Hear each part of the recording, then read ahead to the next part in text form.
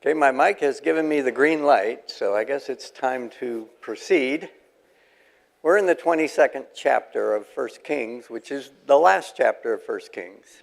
And we got maybe halfway through it last week, came into that portion where Micaiah had two visions, and we'll get back to that in a minute. Just by way of review, we've got Jehoshaphat has come, they say down in the Bible, even though it's north, come down from Jerusalem to Samaria. He's meeting with Ahab the king. These are radically different characters as far as their honoring God and what's going on in their circumstance. Ahab has this thought to go and recapture Ramoth Gilead, which was captured from him by Ben-Hadad significantly earlier. Actually, it wasn't from him, it was from one of his predecessors. But that territory then was originally a part of Israel, and it was taken away and under the control of Aram. And so he has this thought that he's going to go and do this. Now, he's had two prior victories that the Lord has given him over Aram. And he sort of, is trying to say, and the second victory, Ben-Hadad, the king of Aram, had promised to give back those cities. But he didn't apparently do that with Ramoth Gilead.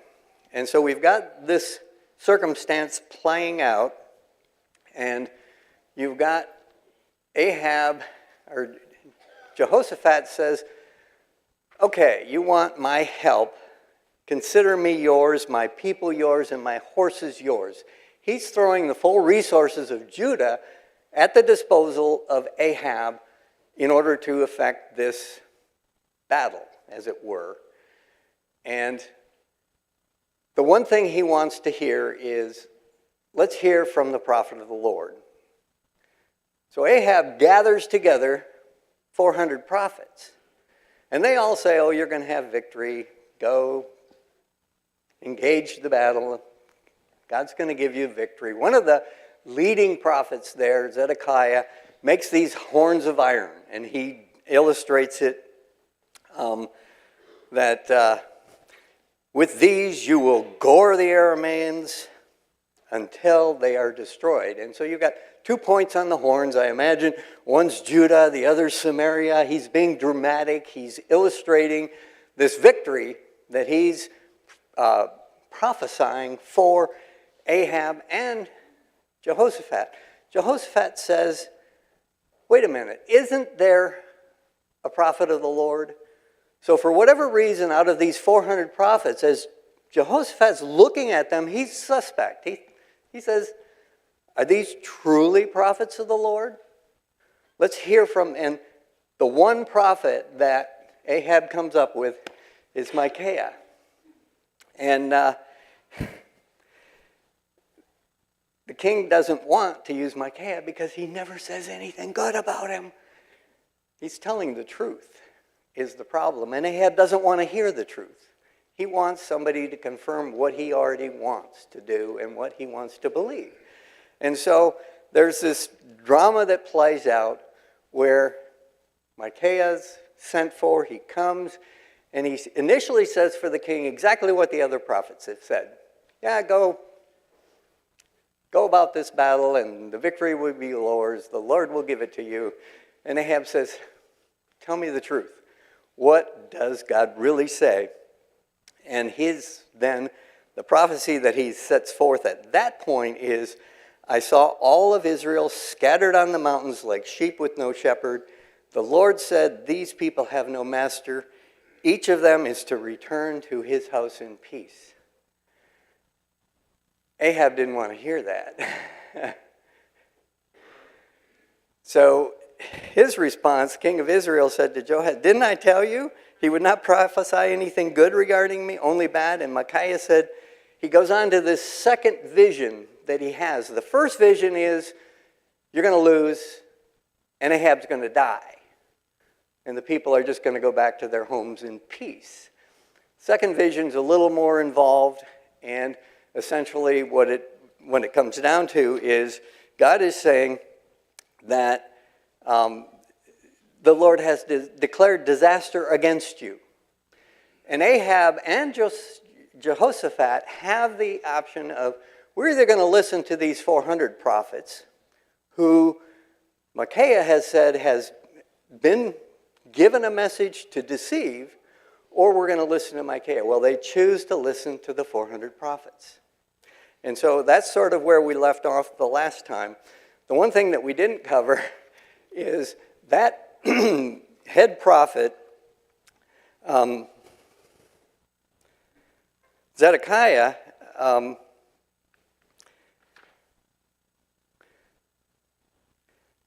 the son of Chehanah, approached and struck Micaiah on the cheek and said, "How did the Spirit of the Lord pass from me to speak to you?" And Micaiah said, "Behold, you are going to see how on that day when you go from an inner room to another trying to hide yourself." So there's this confrontation between the head of the prophets, Zechariah, strikes him, slaps him, gives him a good whack, and then declares, "When did the Spirit of the Lord go from me to you?" So he's saying, I had this revelation. When did this come about? And so they've had this confrontation. And so the king of Israel, in verse 29, and Jehoshaphat, the king of Judah, went up against Ramoth Gilead. Now, as we look at Ramoth Gilead, we've got these three arrows coming down. The longest one was the first war, the first battle. The second one was the battle at Aphek. The third one is Ramoth Gilead. The difference between these three battles is the first two were all initiated by Aram. Aram is coming down and placing Samaria under siege. They're coming into Aphek and basically intruding into the territory, creating a military presence right there. And in each case, God has delivered victory to Ahab with the proviso from the prophet, so that you would know that I am the Lord. Now, this third occasion is Ahab and Jehoshaphat actually initiating a confrontation by going over the east side of the Jordan River to Ramoth Gilead, where the battle is going to take place. Now, this single line here that says they went up against Ramoth Gilead, what you've got are two armies that have to assemble. You've got about 35 miles between Samaria and Ramoth Gilead for the troops and soldiers of Samaria to get there. You've got about 40 miles to go from Jerusalem to Ramoth Gilead for all those people to assemble. So this didn't happen overnight. In all likelihood, it's going to take some time for those forces to go over in that area. Meanwhile, the king of Aram has the opportunity to bring down sufficient forces to defend that territory. So this battle is being brought together in what looks like a single line on verse 29, but the actual reality of how things play out is it takes time to move troops and resources from one position to another in order to come together to anticipate a battle. And the king of Israel said to Jehoshaphat, this is great, I will disguise myself and go into battle, but you put on your robes. So who's going to be the most prominent character in this battle? The one that's wearing the kingly garb as he rides around in his chariot, and Ahab's going to be looking like any other soldier on the battlefield. Now the king of Israel disguised himself and went into battle. Now the king of Aram had commanded the 32 commanders of his chariots, saying, do not fight.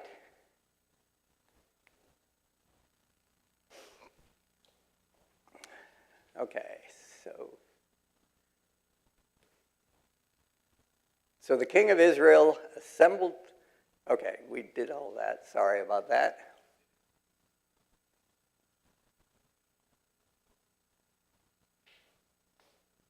Okay, just a second.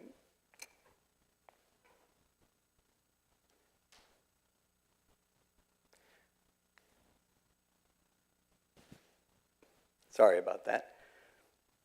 So the king of Israel disguised himself and went into battle, and now the king of Aram had commanded 32 commanders of his chariots, saying, "Do not fight with the small or the great, but only with the king of Israel." So when the commanders of the chariots saw Jehoshaphat, they said, "Surely he is the king of Israel." And they turned aside to fight against him, and Jehoshaphat cried out. Then the commanders of the chariots saw that it was not the king of Israel, and they turned back from pursuing him. So you've got this battle playing out. These chariot commanders have been commanded, you're only going after one person, the king of Israel. There's only one person that looks like a king in the battle, and that's Jehoshaphat. And so the 32 chariots are beginning to converge on Jehoshaphat, and Jehoshaphat cries out. Now, we go to Chronicles, we get a better perception of what actually transpired there. How was his expression of crying out going to divert 32 charioteers? When the chariot commanders saw Jehoshaphat, they thought, this is the king of Israel, so they turned and attacked him. But Jehoshaphat cried out, and the Lord helped him. God drew them away from him. So it wasn't just the matter of, hey, I'm the king of Judah. It was he cried out, but he cried out probably to the Lord. And the Lord responded by giving these people, these chariot commanders, the information, that's not who you're after. That's not the king of Samaria. And so they basically have been diverted from attacking and probably, taking the life of Jehoshaphat. Now, one man drew his bow at random and struck the king of Israel in a joint of the armor, so that he said to his chariot, the driver of his chariot, "Turn around and take me out of the battle. I am severely wounded." So even though there's these 30 chariot commanders that are out to get him, it's a random arrow. Just happens to go between his armor in such a way that he's wounded to the point where he says, I have to be taken out of this battle. Now here, I think he behaves, rather bravely in this situation. The battle raged on that day, and the king was propped up in his chariot in front of the Arameans, and he died in the evening. So he was drawn out of the thick of the battle, but he is positioned such that he's literally propped up so that his troops can see the king is still with us. The king is still here. We'll go on fighting. And he does that literally until he's lost enough blood, until he's died. So he died in the evening, and the blood ran into the bottom of the chariot, and the word passed throughout the army close to sunset, saying, every man to his city, every man to his country. Now, interestingly enough, what would typically happen when people just basically stop fighting and they start to run away? What's the enemy going to do? They're going to chase them down. They're going to complete the victory. The prophecy was that they would return to their homes in peace. God has already determined that when these people lay down their arms and go home, they're going to do so in peace. These people that were there in that whole assembly, where they're having this council of war and they're hearing the prophecies, and they hear that there's going to be, the nation of Israel is going to be like sheep without a shepherd. And they hear, the last thing they hear is that they are going to return to their homes in peace. And at that point, they could with confidence withdraw from the battle.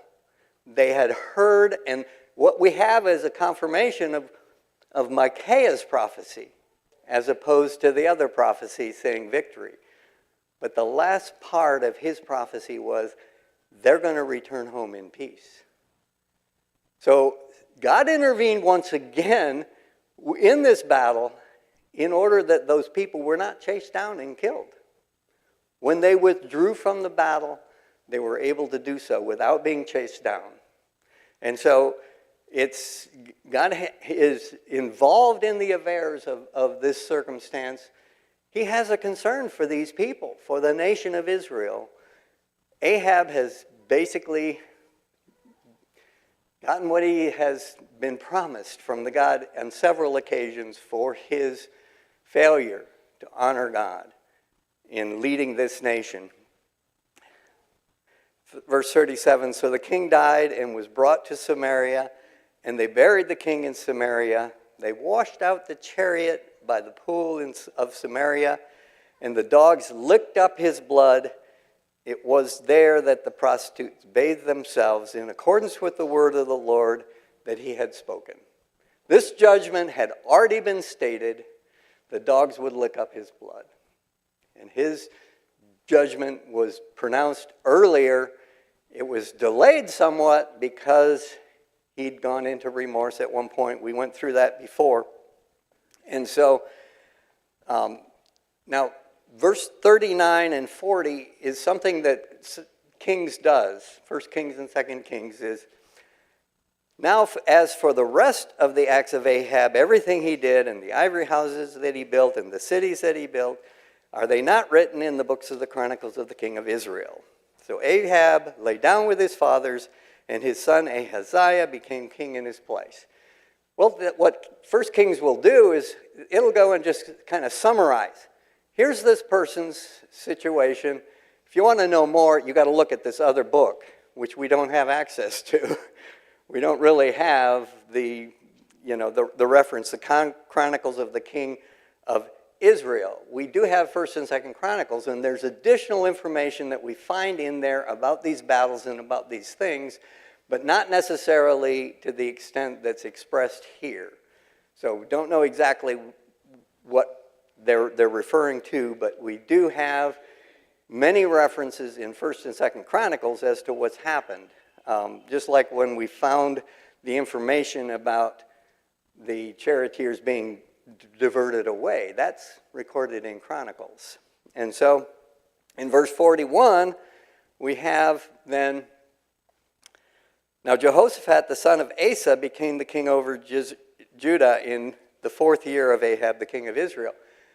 We actually have this summary of Jehoshaphat coming at this point. Now, normally, this sort of summary comes after the person has died. Well, in this case, we're going to see that Jehoshaphat's not done. There's several more instances in 2 Kings where he's involved with the kings in the northern kingdom.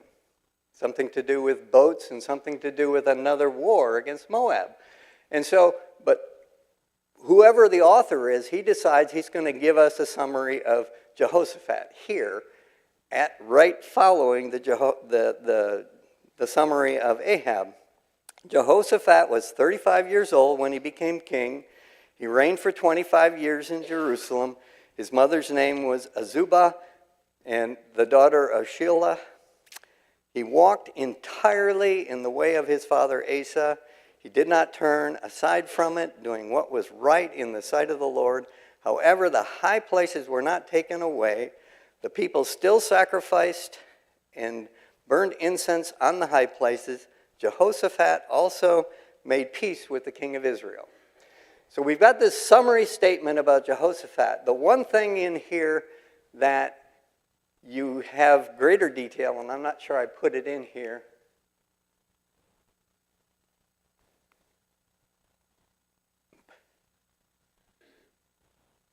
Okay, that's not the reference. In Chronicles, once again, we find that Jehoshaphat did remove the high places that worshipped foreign gods. This reference is in all likelihood the high places where the nation of Judah still went up to worship the Lord and offer incense to the Lord. But he did eliminate, according to Chronicles, the high places that worshipped idols or other gods. So he did effect one elimination of the high places, but not the second elimination. So we've also, we have that information. Now, verse 45, as for the rest of the acts of Jehoshaphat and his might, which are showed how he made war, are they not recorded in the chronicles of the books of Judah? So we've got chronicles once again that helps to fill out the information with regard to the lives of these kings. And so it's referenced here as two separate type of books, Chronicles of the Kings of Israel and the Chronicles of the King of Judah.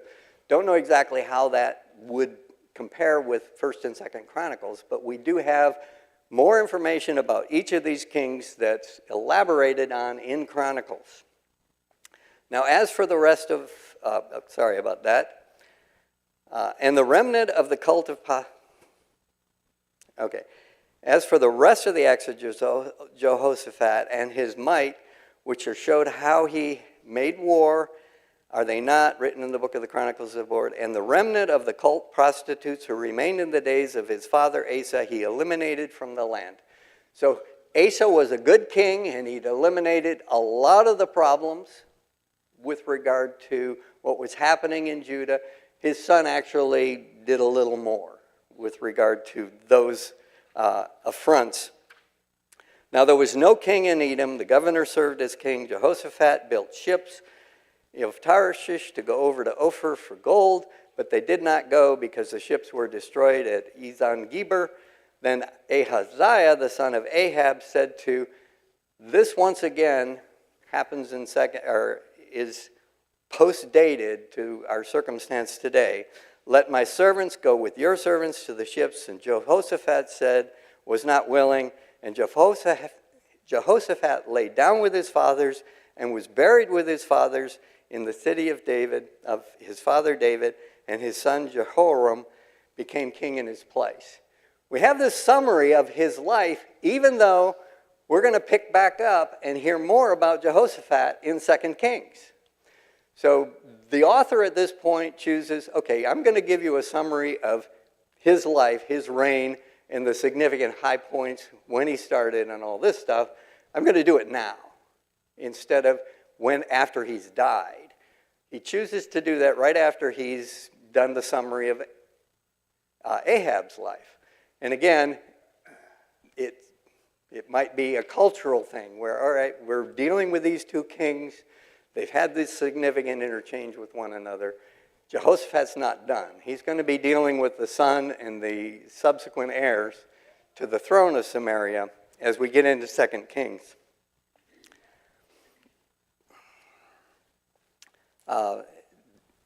Now we're getting into 2 Kings, okay? Now Moab broke from Israel after the death of Ahab, and Ahaziah fell through the window lattice in his upper chamber, which was in Samaria, and became ill. So he sent messengers and said to them, go and inquire of Beelzebub, the god of Ekron, whether I will recover from this sickness.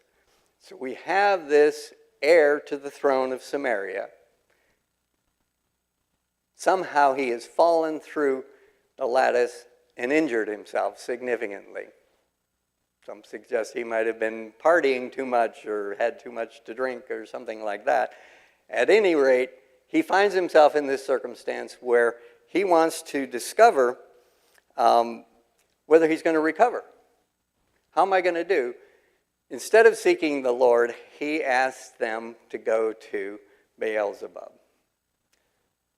And so, but the angel of the Lord said to Elijah, the Tishbite, go up and meet the messengers of the king of Samaria and say to them, is it because there is no God in Israel that you're going to inquire of Beelzebub, the god of Ekron?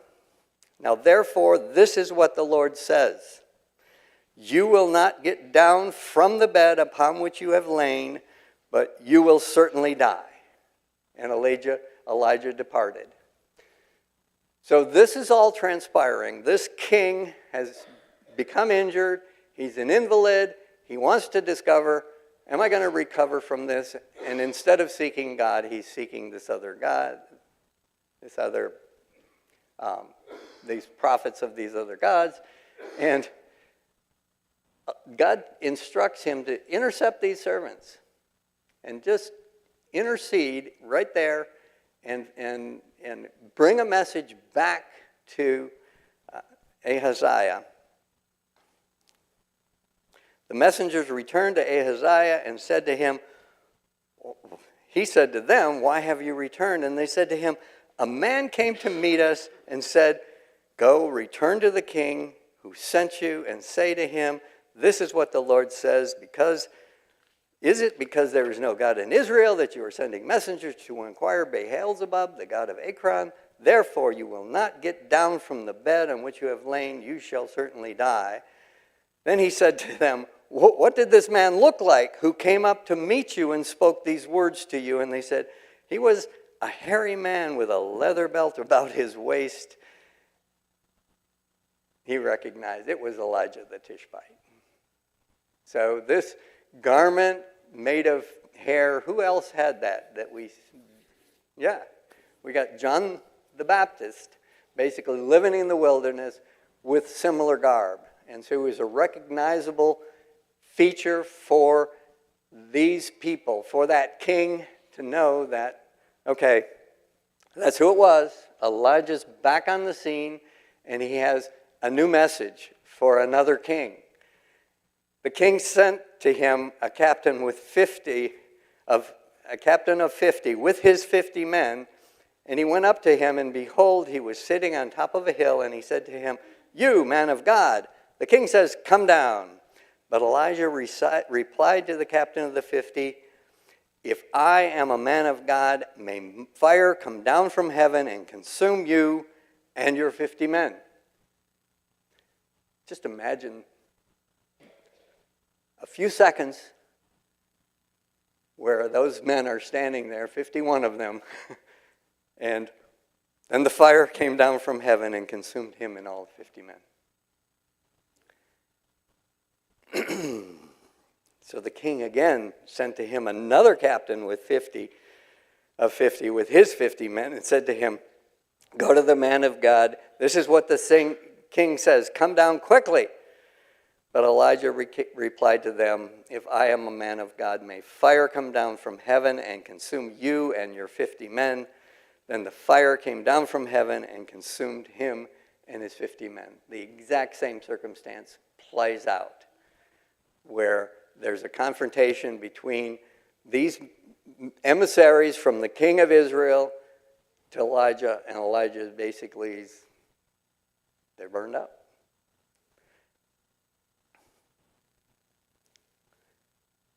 So the king again sent a captain with a third 50 with his 50 men.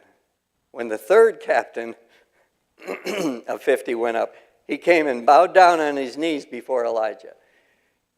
Different attitude. Instead of commanding Elijah, come to the king. The king has this command for you. This man comes up, bows down before him, on his knees before, and begged him and said to him, you, man of God, please let my life and the lives of these 50 servants of yours be precious in your sight. Behold, fire came down from heaven and consumed the first 2 captains of 50 and their 50s. Now let my life be precious in your sight. Totally different approach than those first 2 that are commanding, you are to come immediately. And the angel of the Lord said to Elijah, go down with him. Do not be afraid of him. So he went down and got up with him went with him to the king, and he said to him, "This is what the Lord says. Since you have sent messengers to inquire of Beelzebub, the god of Ekron, is it because there is no God in Israel to inquire of his word? Therefore you will not get down from the bed on which you have lain, but you will certainly die." Exactly the same message he'd given to those original servants. 102 men have died needlessly because Ahaziah would not listen to that initial response that Elijah had given. So Ahaziah died in accordance with the word of the Lord, which Elijah had spoken. And since he had no son, Jehoram became king in his place in the second year of Jehoram, the son of Jehoshaphat, the king of Judah. Now as for the rest of the acts of Ahaziah, which he did, are they not written in the books of Chronicles of the Kings of Israel?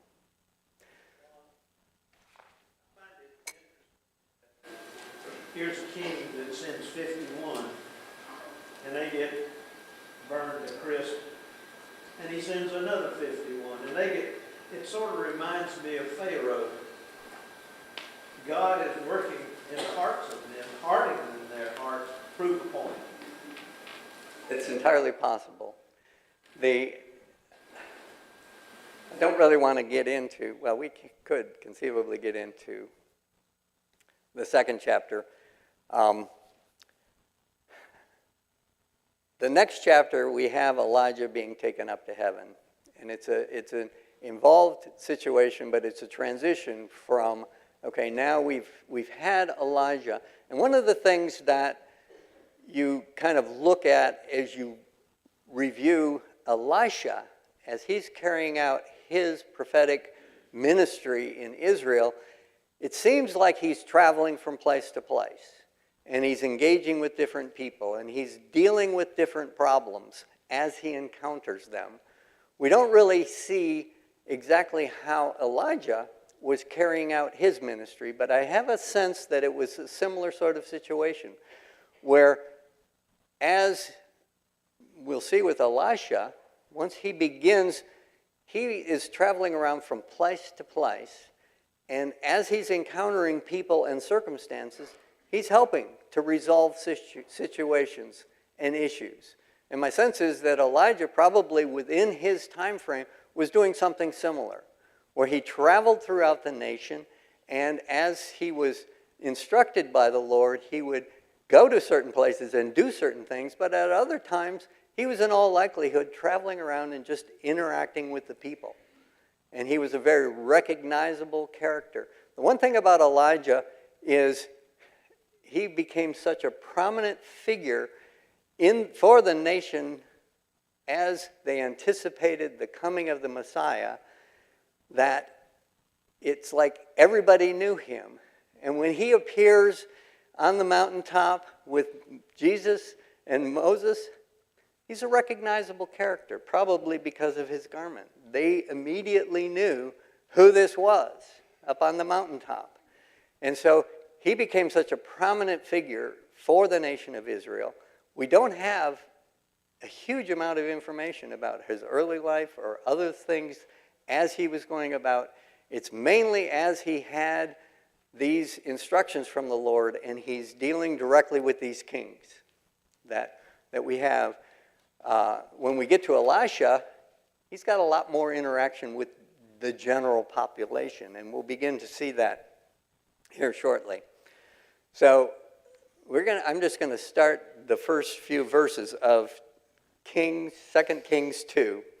The Lord was about to take Elijah up to heaven in a whirlwind. Elijah and Elisha went on their way from Gilgal.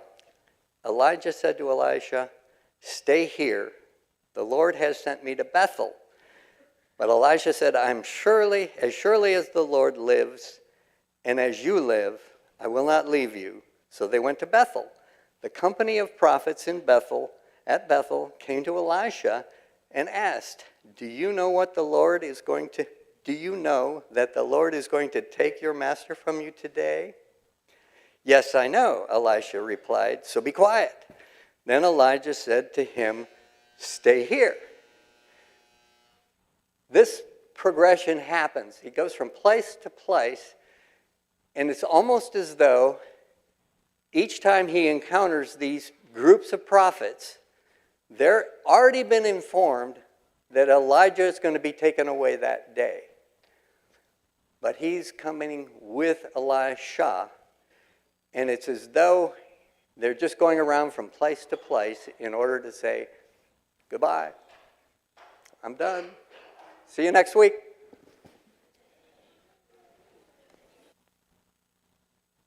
Son of my soul, thou Savior dear, it is not night if thou be near.